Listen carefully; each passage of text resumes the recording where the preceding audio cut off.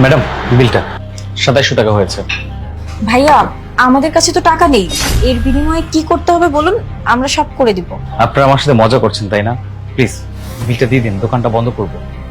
ভাইয়া, আপনি কি আমাদের কথা বুঝতে পারছেন না?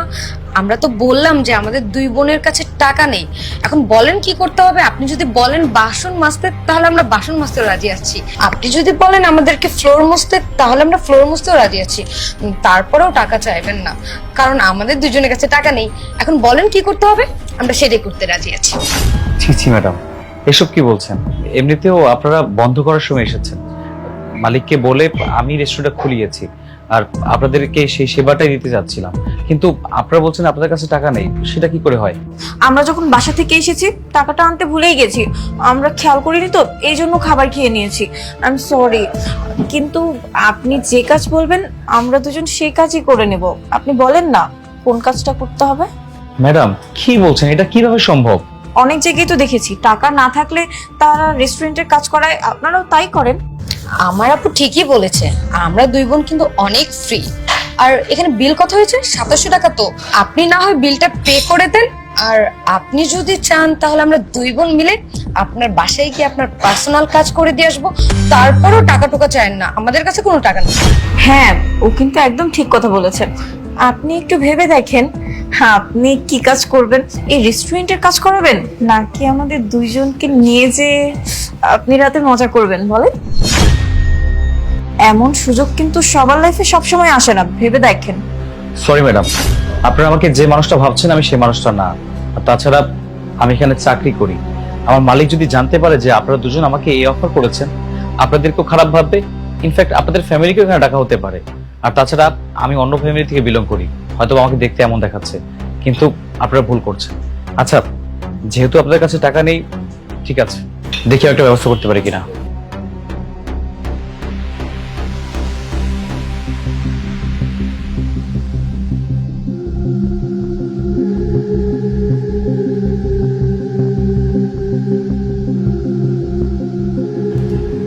এখানে 3000 টাকা আছে, আপনারা যাওয়ার সময় বিলটা দিয়ে দিন, আর বাকি টাকাটা আমাকে ফেরত দিন। 10,000 টাকা স্যালারি পাই, সেখান থেকে আপনাদের বিলটা দিলাম। আমি বাইরে ওয়েট করছি ম্যাডাম, আপনারা আসুন। এক্সকিউজ মি, অ্যাকচুয়ালি আমাদের কাছে টাকা আছে। তার মানে আপনারা দুজন আমার সাথে মজা করছেন? এটা কেন করলেন?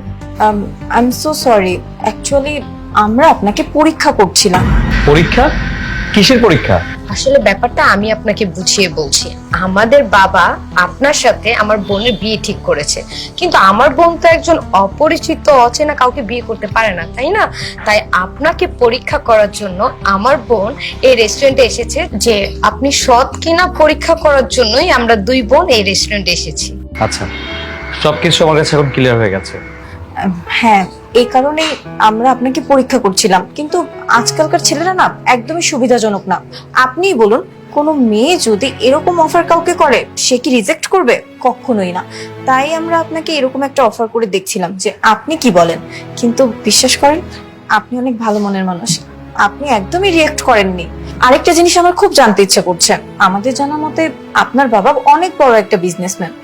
এত বড় বিজনেসম্যানের ছেলে হয়ে আপনি এসব ওয়েটারের জব কেন করছেন? আপনার তো উচিত আপনার বাবার বিজনেস সামলানো, তাই না? হ্যাঁ, আমি রিচ ফ্যামিলি থেকে বিলং করি। আমার বাবার বিজনেস আছে, কিন্তু আমার বাবা কিন্তু একটা সময় নিজেই চাকরি করতো। সে তার যোগ্যতায় বড় হয়েছে। আমার সবকিছু থাকা সত্ত্বেও আমি চেয়েছি কি জানেন, আমি নিজের যোগ্যতা দিয়ে বড় হই। এই যে আমার তো আর কোনো এক্সট্রা খরচ নেই। এখানে যে 10,000 টাকা স্যালারি পাই, সেটাগুলো আমি জমাচ্ছি, যাতে ভবিষ্যতে আমি একটা নিজে বিজনেস দিতে পারি। দ্যাটস ইট, আর কিছুই না। তবে হ্যাঁ, এমন একটা সিচুয়েশন এখানে ক্রিয়েট হবে সেটা আমি কখনো কল্পনাই করতে পারিনি। গ্রেট, আপনি অনেক ভালো একটা মানুষ। আর আমি আপনার কথাবার্তায়, আপনার ক্যারেক্টার দেখে অনেক ইমপ্রেসড। আমি যদি এখন বিয়ে করি তাহলে আপনাকেই করব। দাঁড়ান, আমরা আপনার বিলটা পে করছি। এই যে।